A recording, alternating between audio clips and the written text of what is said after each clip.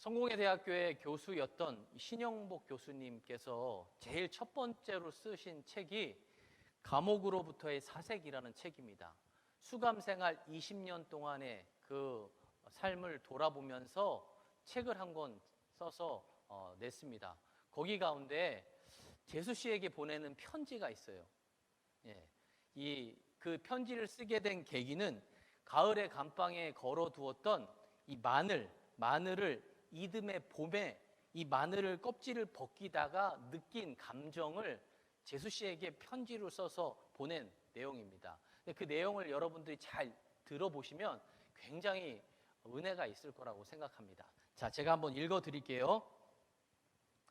마늘 한 통 6쪽에 겨울을 넘긴 모습이 가지가지입니다. 썩어 문드러져 냄새나는 놈, 저 하나만 썩는 게 아니라 옆에 쪽까지 썩게 하는 놈이 있으며 새들새들 시들었지만 썩기만은 완강히 거부하고 그나마 매운맛을 간신히 지키고 있는 놈도 있으며 폭삭 없어져 버린 놈이 있는가 하면 반대로 마늘 본연의 생김새와 매운맛을 생생하게 간직하고 있는 놈도 있습니다. 그러나 그 중에서도 우리를 가장 흐뭇하게 하는 것은 그 속에 싹을 키우고 있는 놈입니다. 교도소의 천장 구석에 매달려 그 긴 겨울을 겪으면서도 새싹을 키운 그 생명의 강인함에 놀라지 않을 수 없습니다. 초록빛 새싹을 입에 물고 있는 작은 마늘 한 쪽, 거기에 담긴 봄은 결코 작은 것이 아닙니다. 이 어두운 감방에서 혹독한 겨울을 나면서 각양각색의 마늘이 있다는 것입니다. 그냥 썩어 문드러지는 놈이 있는가 하면 지만 썩으면 되는데 옆에 있는 마늘까지도 재 썩게 만드는 놈이 있고, 새들새들하지만 그래도 자기가 썩는 것을 완강히 거부하고 마늘 본연의 그 매운맛을 내는 그런 놈도 있고, 그런데 정말 중요한 건 그 가운데서도 새싹을 머금고 새싹을 피우는 그런 마늘도 있다는 거예요. 놀랍죠? 모든 똑같은 환경 가운데서도 어떤 마늘은 그냥 썩어 문드러지는데 어떤 마늘은 그 모든 추위와 혹독한 겨울 또 암울한 어두움을 다 이겨내고 결국 새싹을 피워내는 그런 마늘도 있다는 것입니다. 오늘 우리의 삶이 어떠한지를 돌아보아야 합니다. 그리고 우리의 삶을 오늘 이 마늘은요 우리에게 보여주고 있다는 것입니다. 나도 마늘 한쪽처럼 살아야지라는 그런 마음이 제 안에도 있고 여러분 안에도 있어야 된다는 것이죠. 그래서 늘 그 마음을 가지고 간절히 기도하고 그리고 힘을 내고 다시 한번 힘을 내어 하나님의 사역들을 감당하며 나아갈 수 있는 그런 여러분들의 삶이 되시기를 간절히 소망합니다. 이런 마음을 가지고 오늘 본문을 보면 1절 3방절의 말씀에 주 여호와의 영이 내게 내리셨으니 라고 기록을 하고 있습니다. 그리고 그 사람을 사람들에게 보내서 오늘 1절과 2절의 말씀을 보면 종합적으로 이렇게 이야기합니다. 마음이 상한 자를 고치고 포로된 자에게 자유를 선포하고 갇힌 자에게 노임을 선포하고 은혜의 해를 선포하며 슬픈 자를 위로하라 라고 설명해요. 자, 오늘 하나님께서 이사야를 사람들에게 보내서 위로와 희망을 전하는 그런 하나님의 사람으로 사용하고 있다는 것입니다. 자, 구체적으로 그 사람들이 누구냐면 바벨론에서 포로돼서 있다가 다시 돌아온 자들입니다. 자, 왜 그들에게 위로와 희망이 필요할까? 그것은 포로로 돌아오기는 했지만 그들의 삶이 여전히 포로된 자, 갇힌 자의 삶을 살았고 주변에 있는 많은 사람들에게 손가락질 당하는 그런 고독의 삶을 살고 있었기 때문에 오늘 하나님은 이사야를 통해서 그런 절망 가운데 있는 이스라엘 백성들에게 위로와 희망의 말씀을 전하기를 원했다라는 것입니다. 근데 생각해 보면 이사야도 마찬가지입니다. 이사야 또한 희망이 없고 절망 가운데서의 삶을 살았다는 것이죠. 이사야 20장 3절의 말씀 보면 그래서 3년 동안 벗은 몸과 벗은 발로 다닐 정도로 그렇게 고난 가운데 있었던 사람이 바로 이사야였습니다. 그럼에도 불구하고 오늘 하나님께서 이사야를 선택해서 위로와 희망의 말씀을 전한 이유는 그 이사야가 하나님의 말씀을 듣고 위로받고 희망을 가진 사람으로 변화됐기 때문에 그렇다는 것이죠. 오늘 본문에서도 3절 그리고 10절, 11절의 말씀 보면 5번이나 하나님이라는 단어를 반복하고 있고 62장에서는 여호와께서라는 단어를 5번이나 반복하고 있다는 것입니다. 즉 이사야가 그렇게 절망 가운데 있었는데 하나님의 말씀을 듣고 위로가 되면서 그가 다시 한번 희망을 가진 자로서의 삶을 살아가게 됐다는 것입니다. 그래서 오늘 하나님은 이사야를 통해서 그렇게 절망 가운데 있는 사람들에게 희망의 메시지를 전하기 위해서 하나님께서 이사야를 세워주셨다는 것입니다. 자, 생각해보면 라디오를 켜면요 매 순간 주파수가 있습니다. 주파수를 잘 맞추면 잡음이 들리지 않는데 그 주파수에서 살짝만 바뀌어도 잡음이 들려요. 그렇죠? 하나님도 우리에게 동일하게 말씀하십니다. 우리의 신앙의 주파수를 하나님께 잘 맞추셔야 돼요. 그렇지 않으면 절망의 소리가 우리의 귀 속에 끊임없이 들리고 고난의 소리만 들린다는 것이죠. 근데 하나님께 주파수를 잘 맞추면 오늘 이사야를 통해서 다시 한번 깨닫게 되는 것은 희망과 소망의 메시지를 들을 수 있다는 것입니다.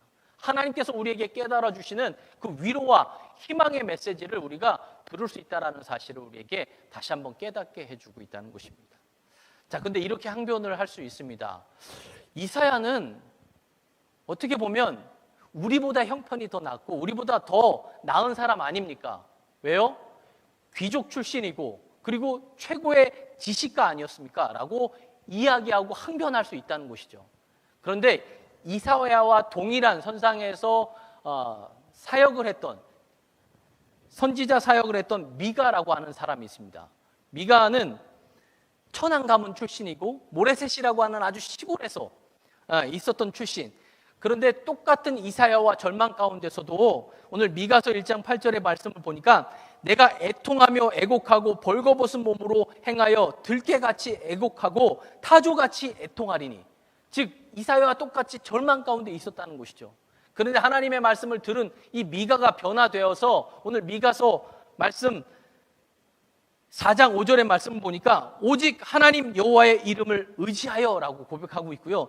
미가서 7장 7절의 말씀 보니까 오직 나는 여호와를 우러러보며 나를 구원하시는 하나님을 바라본다라고 고백하고 있다는 것입니다.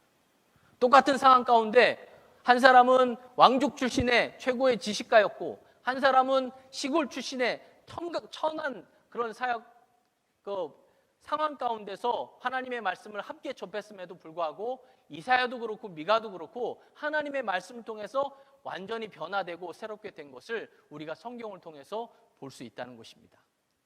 오늘 이것을 통해서 우리가 깨닫게 되는 것은 절망 가운데서도 오직 하나님이라는 거죠.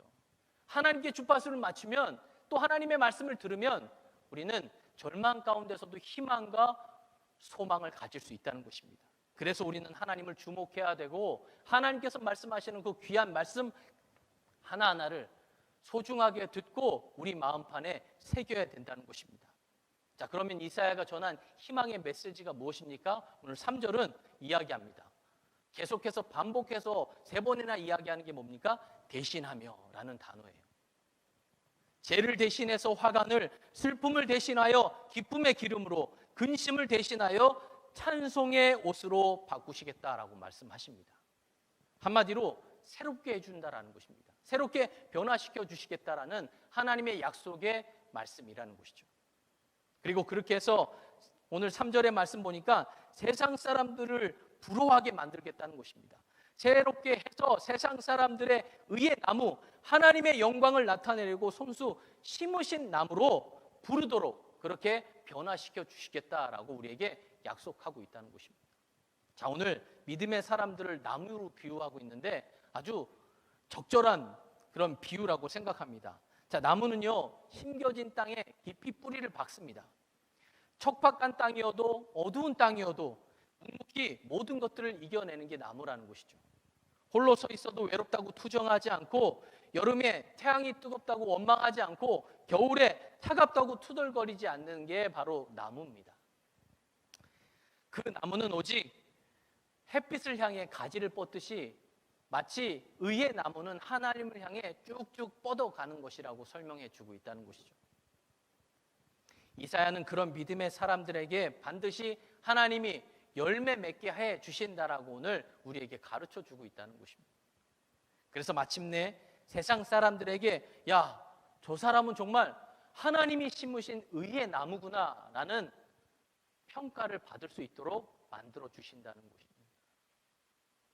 끊임없이 지금은 여전히 믿는 그리스도인들이 세상 가운데 조롱거리가 되고 손찌검을 받는 그런 손가락질 당하는 그러한 상황 가운데 있을지라도 하나님은 우리를 변화시켜 주셔서 그런 사람들에게 야, 저 사람은 정말 의의 나무구나 라는 소리를 들을 수 있도록 만들어 주신다라는 것을 오늘 우리에게 가르쳐 주고 있다는 것입니다. 저는요, 이 대목을 보면서 굉장히 울컥해집니다. 왜냐하면 나 같은 것을, 나같이 부족한 것을 하나님께서 하나님의 영광을 위해서 이 교회에 심어주셨고, 또 특별히 청년부에 심어주셨고, 또 가정에 심어주셨고, 또 이 교회의 귀한 역할을 감당하기 위해 심어주셨다라는 것을 생각할 때마다 저는요, 가슴에서 울컥할 때가 많습니다. 여러분들도 마찬가지입니다. 하나님께서는 여러분들을 의의 나무로 심겨주셨다는 것입니다. 가정에 심겨주시고, 학교에 심겨주시고, 직장에 심겨주셨다는 것입니다. 결코 시들어서 죽지 않게 날마다 지키시고 보호해 주신다는 것이죠. 화초라든지 나무를 심어 보신 분들도 여기 계실 겁니다.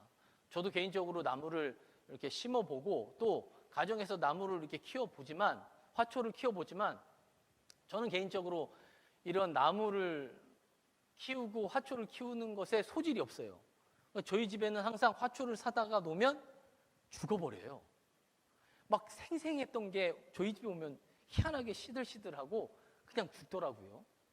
그래서 죽기 직전에 이것을 샀던 곳에 가서 그 주인한테, 화초를 팔았던 그 주인한테 이렇게 맡기면요, 한 4일에서 일주일 사이면 금방 다 살아납니다.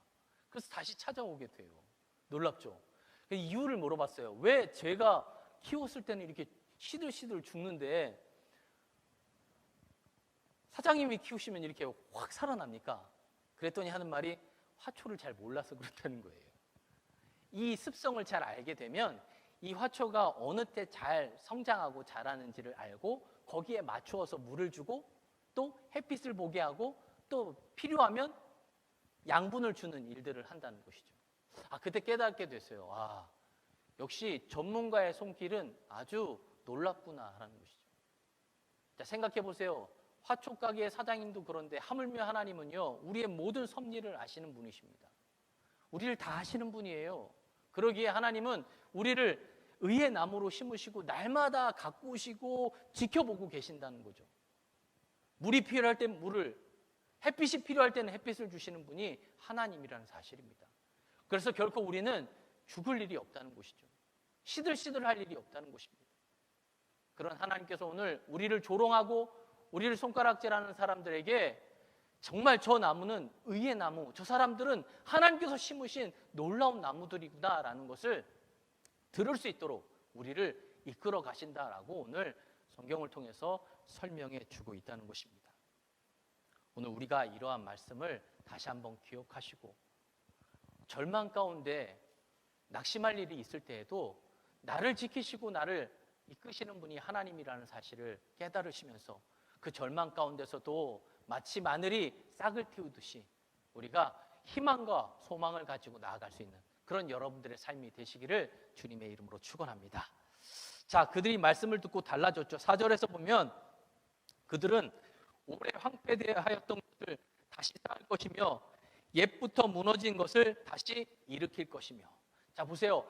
여전히 이사야가 말을 할 때, 하나님의 말씀을 전하고 위로와 소망의 말씀을 전할 때 그들이 그것에 대해서 깨닫지 못하고 그것을 인정하지 못하는 그런 상황 가운데 있었단 말이죠. 왜요?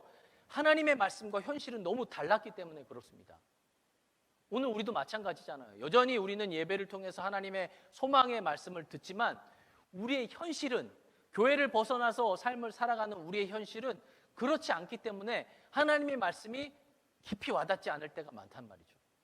근데 오늘 그들은요, 놀랍게 4절의 말씀을 통해서 보니까 하나님의 말씀을 통해서 변화되고 달라졌다는 것을 설명해 주고 있다는 것입니다. 그리고 실제로 그들은 예루살렘에서 귀환하고 나서 2년 2월에 성전 건축을 시작했고 그 후에 성벽 재건을 시작했습니다.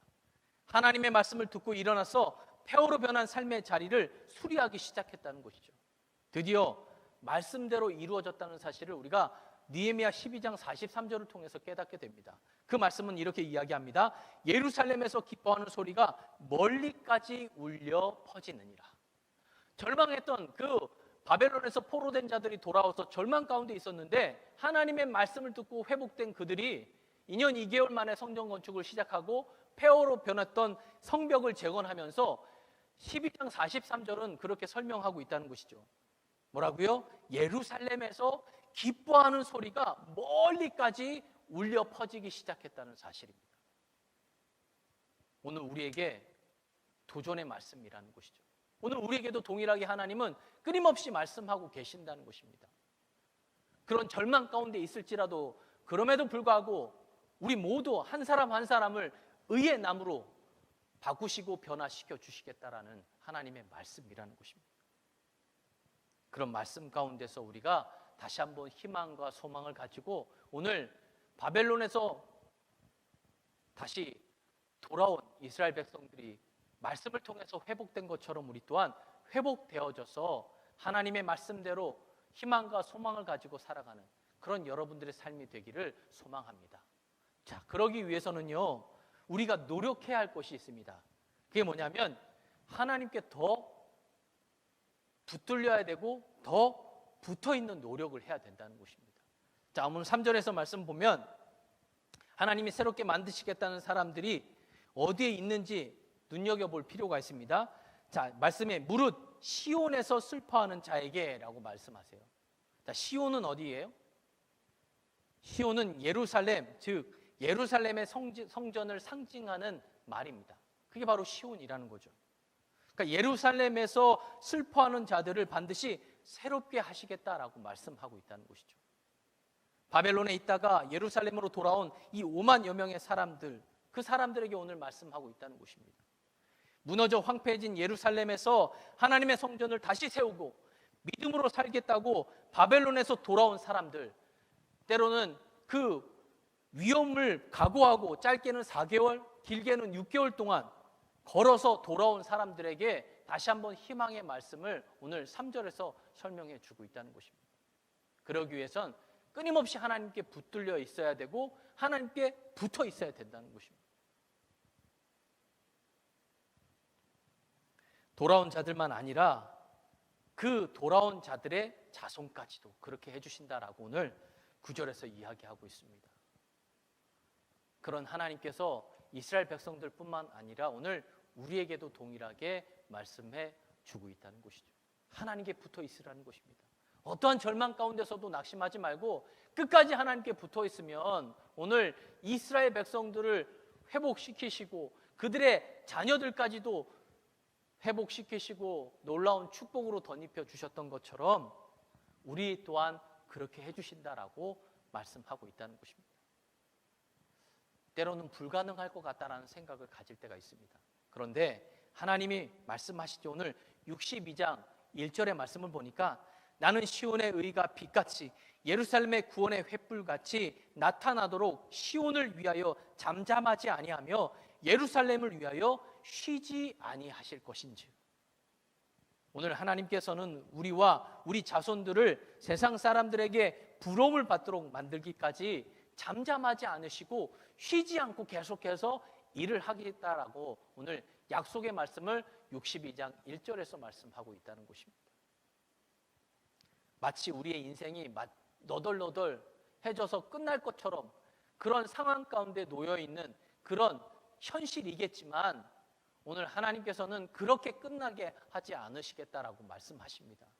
거기에서 벗어나 하나님께서는 믿지 않는 자들에게 의의 나무라고 칭찬받을 수 있도록 많은 사람들이 부러워할 수 있는 부러움의 대상이 될 수 있도록 쉬지 않고 일하셔서 우리를 새롭게 만들어 주시겠다라고 말씀하고 있다는 것입니다. 다시 한번 하나님께 돌아가셔야 됩니다. 하나님께 더 붙어 있도록 노력하셔야 됩니다. 예루살렘으로 귀환한 5만 명의 사람들처럼 때로는 세상 가운데서 바보 같다는 소리를 들을지라도 수고스럽고 희생이 따를지라도 예배로, 말씀으로, 기도로, 찬송으로, 섬김으로 하나님께 더욱더 가까이 나아가고 붙어 있어야 된다는 사실입니다. 그래서 우리를 위해 잠잠하지 않으시고 쉬지도 않으시는 그 하나님으로 말미암아 마침내 빛같이 빛나고 횃불같이 멀리 타오를 수 있는 그런 여러분들의 삶이 되시기를 주님의 이름으로 축원합니다.